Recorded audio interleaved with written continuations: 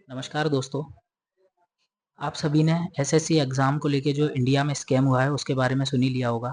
India आज दुनिया की 4th लार्जेस्ट इकोनॉमी बन चुका है एंड हम दुनिया में जो बड़ी इकोनॉमीज़ हैं उनसे काफ़ी बेहतरीन तरीके से कम्पीट कर रहे हैं और अपने देश को आगे भी लेके जा रहे हैं। बट क्या हमारा देश इतना सक्षम नहीं है कि इंडिया का जो one of the most important exam होता है एसएससी उसको अच्छी तरीके से कंडक्ट करवा सकें?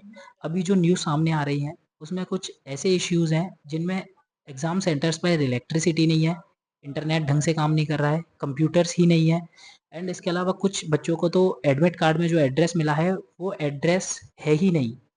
तो ये काफ़ी बड़ा इश्यू बन जाता है इंडिया के मोस्ट इम्पोर्टेंट एग्ज़ाम्स में से जो एक होना है उसके लिए।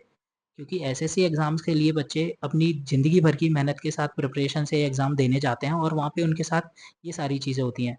और अभी इस न्यूज़ को लेके काफ़ी सारे जो बच्चे और टीचर्स थे उन्होंने प्रोटेस्ट भी किया था इस इश्यू के ऊपर और उनको भी दिल्ली गवर्नमेंट ने या फिर मैं बात करूँ दिल्ली पुलिस ने अरेस्ट भी किया है दिल्ली के अंदर। और हो हल्ला तो काफ़ी सारा हो रहा है क्योंकि जो प्रोटेस्ट है वो एसएससी के लिए डायरेक्ट नहीं किया जा रहा है प्रोटेस्टर्स के द्वारा।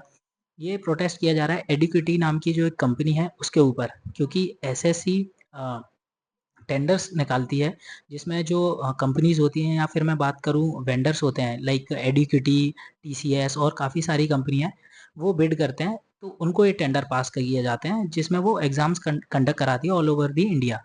तो एडुकेटी कंपनी के बारे में मैं आपको थोड़ा पास्ट बता देता हूँ। ये एक ब्लैक लिस्टेड कंपनी हुई थी 2022 में जो एमपी के अंदर पटवारी घोटाला हुआ था, तब भी ये कंपनी का ही नाम उसमें शामिल आया था। इन्हीं के पास वो टेंडर था जिसमें ये घोटाला हुआ था। तो तब से इस कंपनी को ब्लैक लिस्ट कर दिया गया था। अभी समझ नहीं आ रहा है कि ये कंपनी ब्लैक लिस्टेड होने के बाद भी ये वाला टेंडर कैसे ले सकती है? और काफ़ी सारी चीज़ें हैं जो जनता जानना चाहती है कि ब्लैक लिस्टेड कंपनी को ये टेंडर क्यों दिया गया और ये एग्ज़ाम इतनी बुरी तरीके से फेल क्यों किया गया है। और एसएससी में हमें पिछली बार ये चीज़ें देखने को मिली थी 2017 और 18 के सीजीएल के एग्ज़ाम में, जिसमें पेपर लीक होने की काफ़ी बड़े स्कैम्स सामने आए थे और ये एग्ज़ाम का रिज़ल्ट 3 साल तक के लिए डिले हुआ था।